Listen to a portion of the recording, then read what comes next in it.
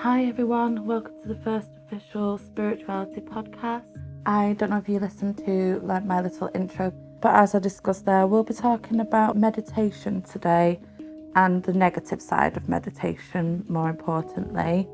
I don't want to go into too much detail about my personal life, it's not that interesting, but I'd like to start by sharing how I was first introduced to meditation without realising. When I was a child and we would play hide and seek, I would often find the darkest, smallest corner possible, usually under the stairs or somewhere like that. And I would sit there and I would practice breathing so shallow and so steady that I could actually hear my own heartbeat. And as an adult, I realised that even when I was a child, I was practicing meditation. That was sort of my first experience, without realising it, of what meditation was.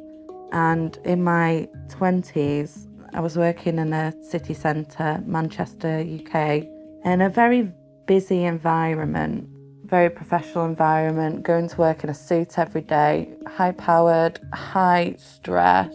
And I found I was getting overwhelmed by the pressures of life. I was overwhelmed by following the rules and doing what people told me to do, but still feeling as though there was something missing. So I decided that I'd go to the Buddhist centre. Now, I wasn't familiar with meditation. None of my friends meditated. Nobody I knew was spiritual in any way, shape or form, including my upbringing. It wasn't religious. It wasn't political. So it was quite basic really, and I was allowed to form my own opinions and choices in life. So in my 20s, I decided that there must be something more and I needed to find out what that was. I read about meditation on a leaflet that was at the train station on my way home one day, and it was advertising one of the Buddhist centres in Manchester, and it was advertising the meditation classes as a practice of relaxation, a way to de-stress. So I thought, perfect, that sounds amazing, I need that.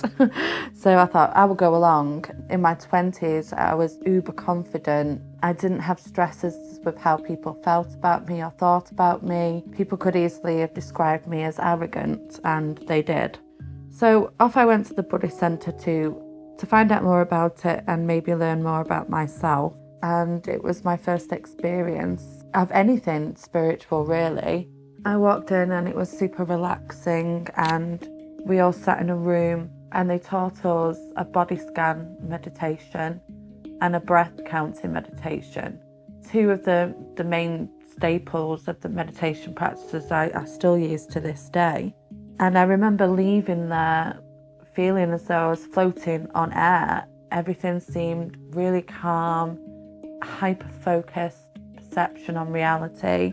And I just felt as though it was fantastic. I also enjoyed telling my friends about it, and it gave me a kind of feeling as though I was special in some way. I'd learned a secret of something, even though it was the most basic practice possible. Again, that could be related to the arrogance I had in my 20s.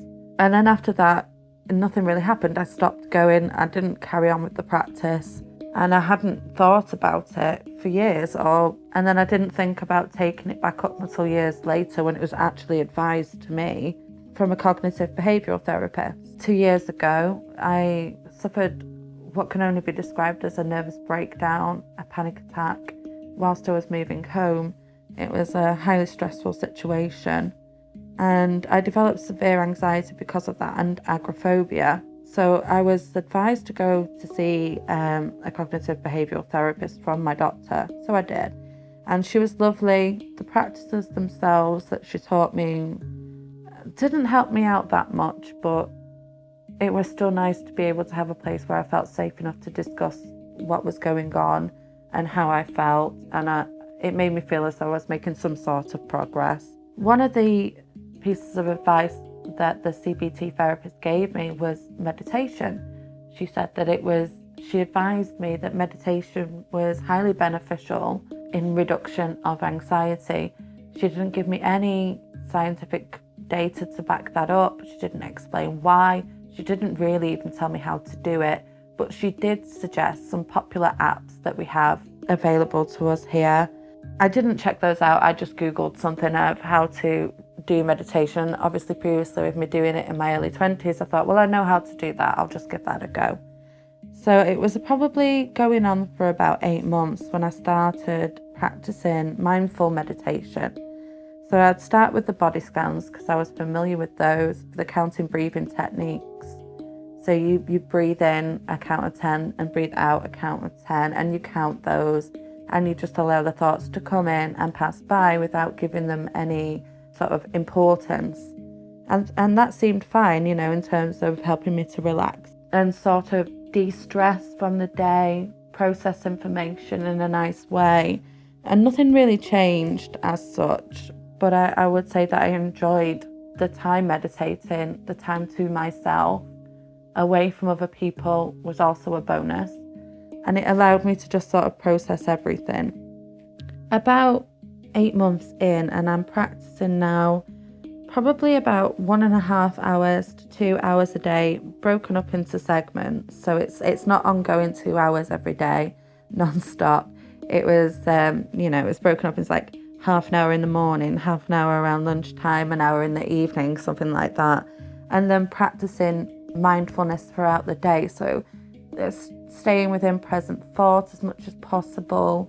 If thoughts would come into my mind that were about a situation, especially because anxiety it's a fear based on unknown events, especially something to do with that's in the future, because you're trying to predict outcomes of something that may happen. So you're playing out these scenarios in your mind of, if I do X, Y, Z, then this can happen, that can happen, that can happen. And in a way, it's kind of like a defense mechanism, because you're trying to play out all the possibilities so that you know what your reaction will be to those. But it doesn't work that way, because we just simply cannot predict what will happen at any given time. So mindfulness is useful in the sense that you stay in the present moment and you stay focused on what's actually happening at that time, what you actually have control over. So I was practicing that on a daily basis as well. And as I said, it must have been about 8 months into it, and I started getting tingles. So I'd have tingle experiences throughout my body whilst I was meditating, particularly around my head and face, but it would continue down my body. It wasn't due to, if you lie on a limb and you get pins and needles, it was something else that I've still not managed to find out and fully explain. They do have names for these experiences within certain Eastern philosophies, such as like Buddhism and whatnot. They have names for these experiences because they're very common. So I'd experienced the tingles and they wouldn't be unpleasant. It was quite fine. If anything, it made me feel connected to my body, to myself, and to this source energy or creator energy, or what is more than ourselves, unity energy. Obviously, when I close my eyes, it's very often to see shifting forms and lights, various things like that.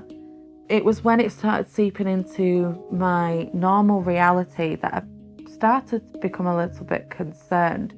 I would get shifts in my perception. So I would be looking at an object, say a table, and it would be warping or it would be moving. Kind of how I imagine things look when you're taking sort of hallucinogenic drugs.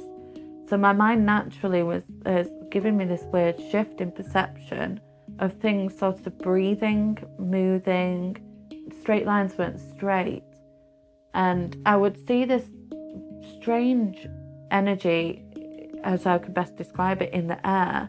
Now there are names for this, again, in Eastern cultures, of chi, prana, ka. It's not uncommon to see these things, these altered states of perception. So everything would look askew, and it didn't bother me too much.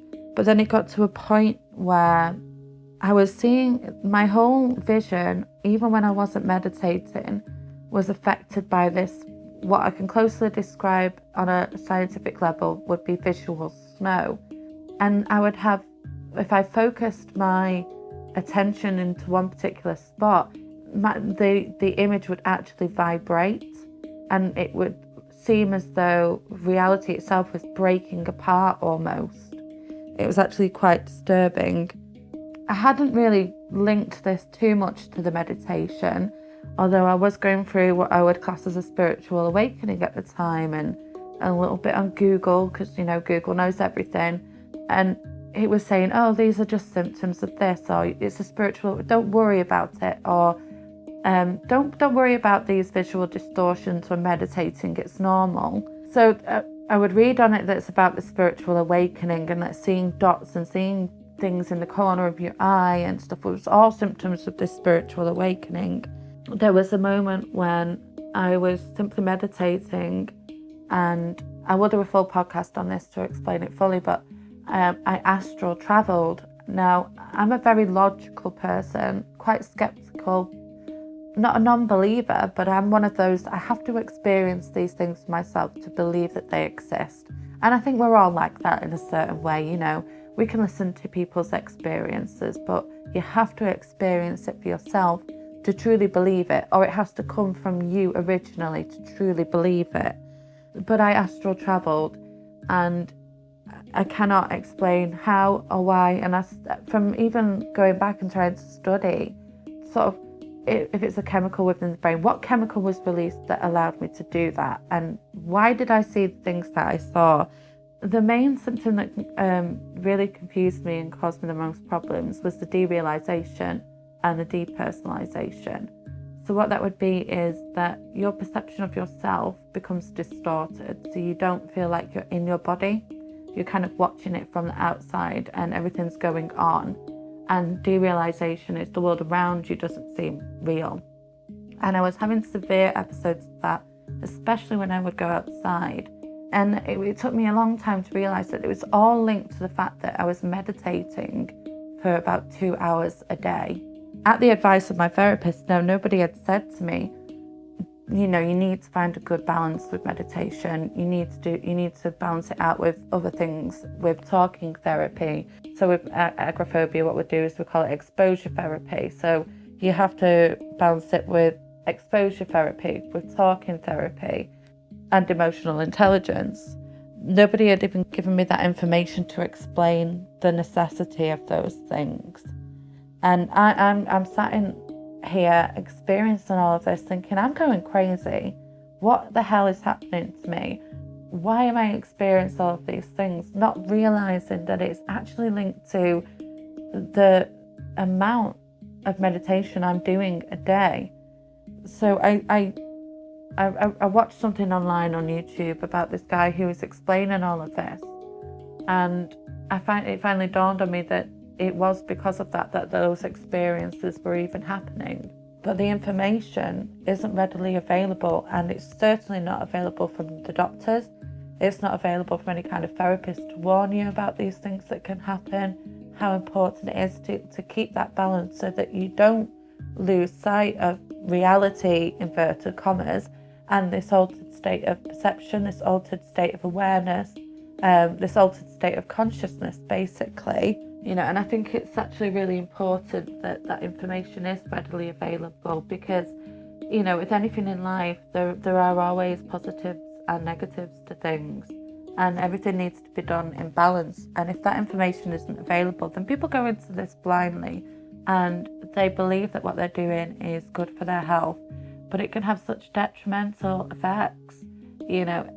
For me, it made my agoraphobia worse, and I actually didn't go outside for a long time because of the derealization, because of the depersonalization. And although because of the meditation I had gained a better perspective on certain things and a better control over my panic attacks and how to deal with them, it highlighted a whole new area of issue with the derealization and depersonalization. And I just don't feel as though there's enough emphasis on the issues that can arise from not having the correct balance and meditating too often. I've spoken to friends of mine that meditate daily, and not everybody experiences these. And, I'm certainly not suggesting that anybody that does will, but it's worth knowing that these things can and do happen, and it's not uncommon for them to happen. It's just uncommon for people to speak about it, and it's uncommon for people to offer a resolution to all of those things.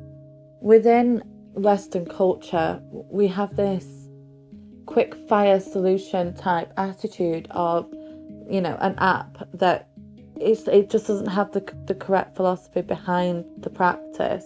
So it doesn't give you limits on how often you should do something a day.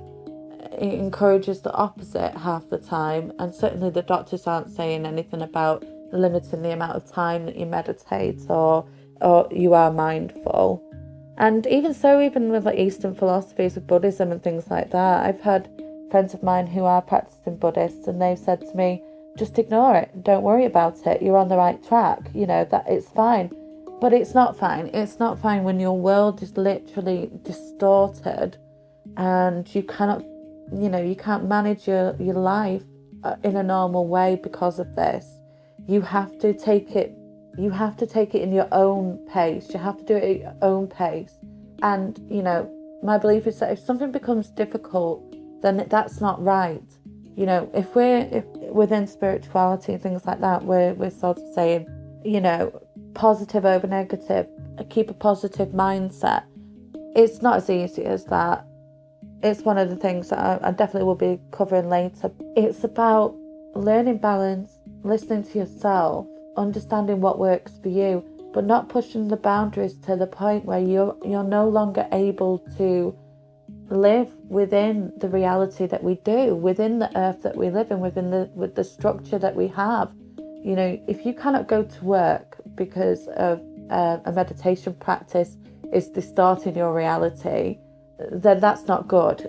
That means you need to cut down and you need to find that correct balance of what you're doing, where you have to find that fine line of where it's working for you, but it's not working against you. In regards to the visual hallucinations, I personally had one where when I was focusing on an area in my room, it was the image was vibrating and there were lights, sort of like horizontal light down, and it was shaking apart. And it was so scary that I actually shouted at this light in the room because it was as real as a person in front of me. It didn't seem as though it was imagined. It was super realistic because it was coming from my brain. Everything that we experience is filtered through our own brains. So these altered states of consciousness, they overlay themselves within the reality that exists, that we see, also filtered through our brains. And it's very difficult to distinguish between what's really there and what isn't there, because it's all going through the same filter, which is your brain. Your brain, your eyes take in light. That I'm not a scientist. The eyes take in light, and then the light is transferred. The information is sent to your brain, and then the brain interprets that into an image.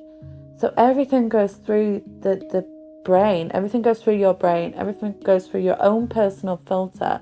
And it's difficult to distinguish what's real and what's not. And that's the scary part. If I went to a doctor, say, and I explained my experiences to a doctor, I could so very easily get a mental health diagnosis of something that relates to hallucinations. Now, I know for a fact that isn't the case, because these hallucinations simply only occur when I am in a state of heavy meditation. So when I am practicing meditation for around 2 hours each day and for a prolonged period of time is when those effects will take place. So I don't have an underlying mental health issue. It's an altered state of consciousness, or an altered state of awareness, an altered perception of reality. So the key focus here really is meditation in itself, in the practice itself, is very, very useful in reducing stress levels, in increasing focus.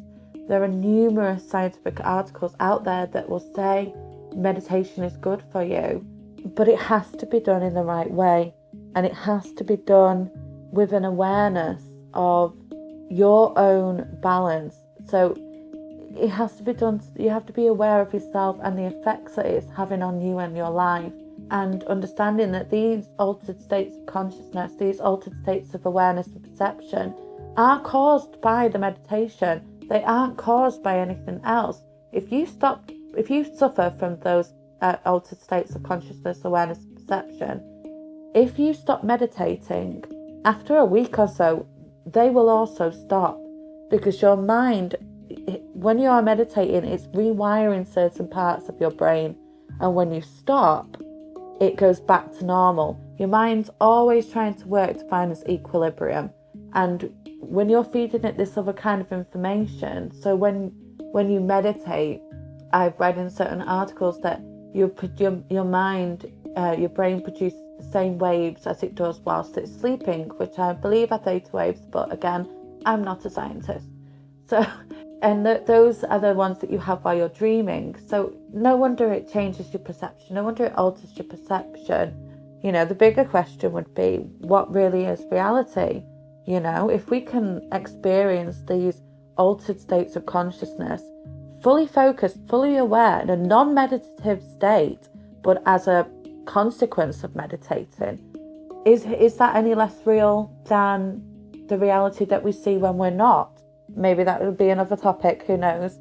I would like to say probably the main reason really that I want to talk about this is that there really isn't any information out there, or there isn't much information out there. I've not been able to find any about the negative aspects or the negative impacts that meditation can have on people, especially the visual distortions, or even on your mental health. It's important with anything that you find balance, and that you find a process that works for you, and you do it in a healthy way. Only you really know yourself, and you know when things are off within yourself. You know if things are off mentally, and you know if things are off physically, and you really have to listen to yourself. Don't listen to anybody else who says, I meditate for 3 hours a day. They may well do that. That does not mean that will work for you. Find your own practice, find what works for you, find out what that balance is of where meditation is helpful and it doesn't push you over the edge. It doesn't push you into that realm of seeing things that aren't, inverted commas, there. Angels, demons, ghosts. I've read all sorts of things that people have seen, but it's usually because they're practicing meditation every day.